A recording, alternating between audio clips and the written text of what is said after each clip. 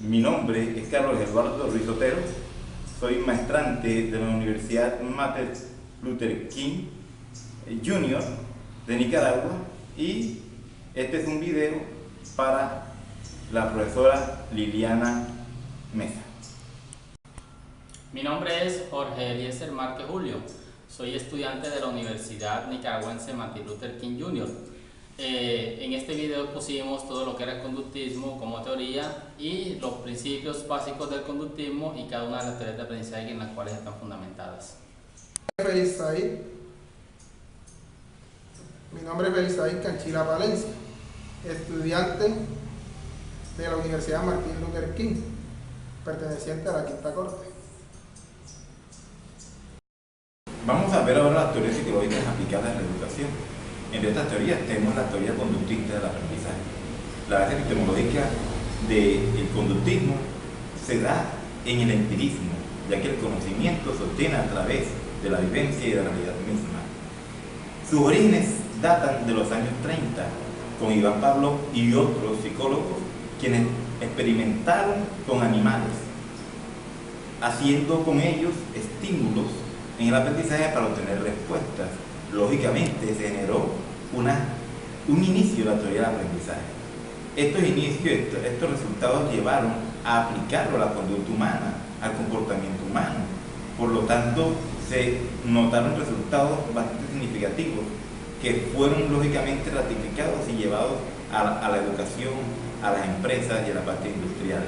Es importante mirar que desde que apareció el conductismo en psicología se representó un cambio desde la conciencia y el subjetivismo hasta el materialismo y el objetivismo. Lógicamente fue criticado, sí, porque algunos decían todavía que esas técnicas eran psicología para ratas, lo cual no disminuyó su trabajo y siguió avanzando. Siguiendo con esta teoría del conductismo, podemos citar algunos principios básicos de esta teoría del aprendizaje conductual.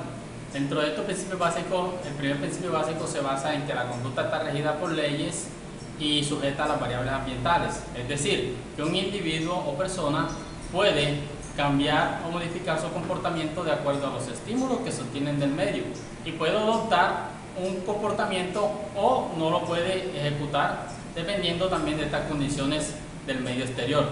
El segundo principio que tiene el conductismo nos habla y se basa en el aprendizaje como un cambio conductual, es decir, que para que haya un aprendizaje tiene que haber un cambio de conducta. Y uno de los terceros principios que se basa el conductismo tiene que ver mucho con la conducta observable e identificable, lo cual nos muestra que esta conducta debe quedar evidenciada y documentada en un texto, por lo cual nosotros como docentes en el aula podemos evidenciar que si un estudiante mejora en sus calificaciones en sus exámenes, quiere decir que conductualmente ha existido el aprendizaje del estudiante. Continuando con estos principios, también tenemos las conductas maladaptativas a través del aprendizaje que pueden ser modificadas para el mismo aprendizaje. ¿Por qué se da esta cuestión acá? Porque para el cambio de la conducta se reportan cambios que pueden ser ya en los sentimientos o en las actitudes. Otro de los principios también es las metas conductuales han de ser específicas, discretas e individualizadas, lo cual sucede y es obviamente de esta forma. ¿Por qué? Porque un mismo estímulo no puede producir la misma respuesta en dos personas. Ya para finalizar tenemos que la teoría conductual se focaliza en el aquí y en el ahora. Lo esencial es determinar las relaciones funcionales que en el momento están operando o se producen en las conductas o de igual forma para mantenerlas. Vemos ahora los tipos de aprendizaje en la teoría conductual. Vamos a tener en cuenta que existen 4 procesos muy importantes en este explicar del aprendizaje. Para ello tenemos lo que es el condicionamiento clásico, la asociación por contigüidad, la observación e imitación y el condicionamiento operante. Para el caso del condicionamiento clásico, este proceso se hace o se mira un comportamiento respuesta que antes ocurría con un estímulo, pero que al cambiar el estímulo también debe darse. Lógicamente, esto se asoció en perros con una campanilla y con la comida inicialmente.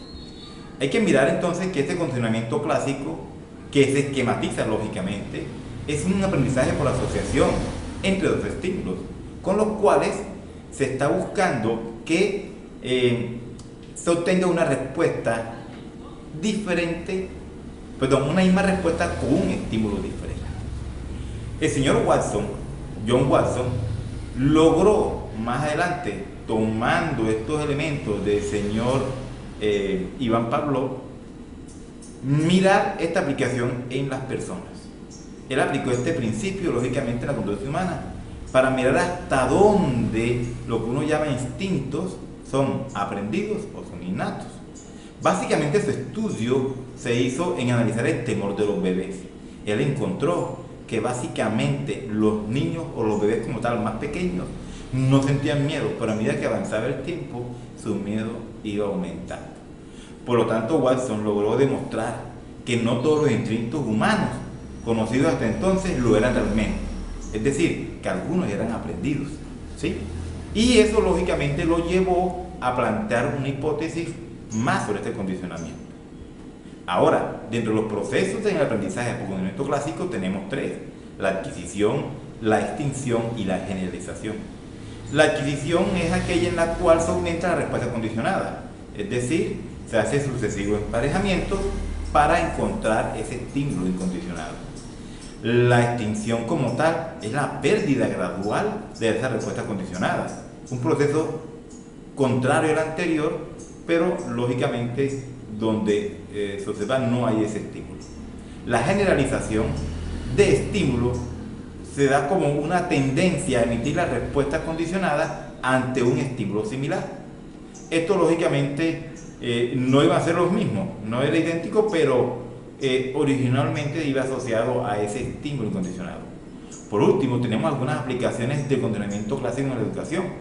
Estos vienen amarrados con Lefrançois, quien plantea que ese condicionamiento puede lógicamente cambiar los procesos inconscientes del gusto por el aprendizaje, el gusto por el estudio, el gusto por la institución.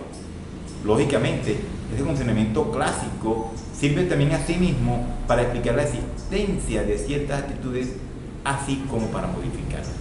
Por lo tanto, es importante mirar que dentro del conductismo, los procesos que se puedan modificar para mejorar deben ser válidos. Siguiendo con las teorías de aprendizaje del conductismo, entramos a la teoría de aprendizaje del conexionismo. Esta teoría que fue propuesta por Edward Torday, quien plantea que la forma más característica de aprendizaje tanto en animales inferiores como en hombres se produce por ensayo y error, o por selección y conexión. Torday formuló leyes de aprendizaje que son las de asociación, ejercicio y efecto. En uno de sus estudios más importantes realizados con Robert Goldwald en 1901, Torday demostró que el grado de transferencia entre dos experiencias de aprendizaje dependería de la similaridad de las dos situaciones dadas. Es decir, entre más parecidas sean las situaciones, el grado de aprendizaje va a ser más asociativo, va a adquirirse de la mejor manera. Entrando a las leyes que postuló Torday, entramos a la primera ley, que es la ley del ejercicio, en el cual sostiene que mientras más se practique una unión de estímulo-respuesta, mayor será dicha unión, es decir, más eficiente sería el aprendizaje obtenido y el cambio de comportamiento. Como en la ley de efecto, la ley de ejercicio también tuvo que ser actualizada cuando Torday encontró que en la práctica sin retroalimentación no necesariamente se refuerza el rendimiento. Hablando ahora de la ley del efecto, Torday dice que si una conducta va acompañada o seguida por satisfacción, el animal tenderá a repetirla cuando la situación surja de nuevo, y al contrario, si va acompañada o seguida por insatisfacción, el animal tenderá a no emitirla o no repetir dicho comportamiento.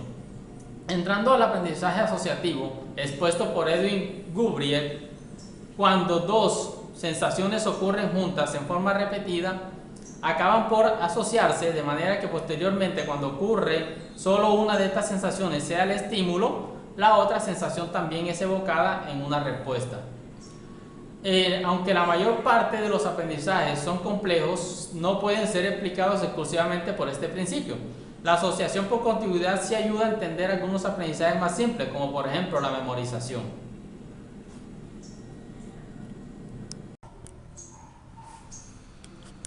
Skinner ha realizado importantes aportes a la psicología. Entre ellos está el condicionamiento operante o condicionamiento instrumental. Esta teoría es más completa y la realizó a partir de los aportes ya de Pavlov, Thorndike y Guthrie. En esta teoría, Thorndike y Frederick Skinner definen que es el proceso a través del cual se fortalece un comportamiento que es seguido de un resultado favorable. Este se puede conocer como el refuerzo, con lo cual aumentan las probabilidades de que este comportamiento vuelva a ocurrir. El condicionamiento operante sostiene de esta forma que se aprende aquello que es reforzado. Un ejemplo de ello es un estudiante en cierta institución educativa, la cual venía con problemas de incumplimiento en las tareas. En cierta ocasión, el docente empezó a motivarla a ver qué ocurría al respecto y se encontró que en la siguiente clase trajo dicha tarea, el profesor le colocó una nota buena y aparte de eso la felicitó, con lo cual ella siguió repitiendo ese mismo comportamiento positivo y mejoró su rendimiento académico. Bueno, ya por otro lado tenemos que Skinner presenta un análisis funcional de comportamiento. Este se da en 3 términos, los cuales son antecedentes, comportamiento y consecuencias. Los antecedentes tienen que ver con la parte de la experiencia, el medio ambiente de la persona. Y las consecuencias, pues obviamente es el resultado que se obtiene. El comportamiento puede ser modificado, cambiado o controlado, tanto los antecedentes como las consecuencias de la conducta, o bien ambos. Pese a esto, la teoría se describe que en el efecto de las consecuencias, la conducta se puede modificar. En el condicionamiento operante, la atención está puesta en las consecuencias, que sigue una respuesta determinada, y en el efecto que ésta tiene sobre la probabilidad de emisión de la respuesta en el futuro.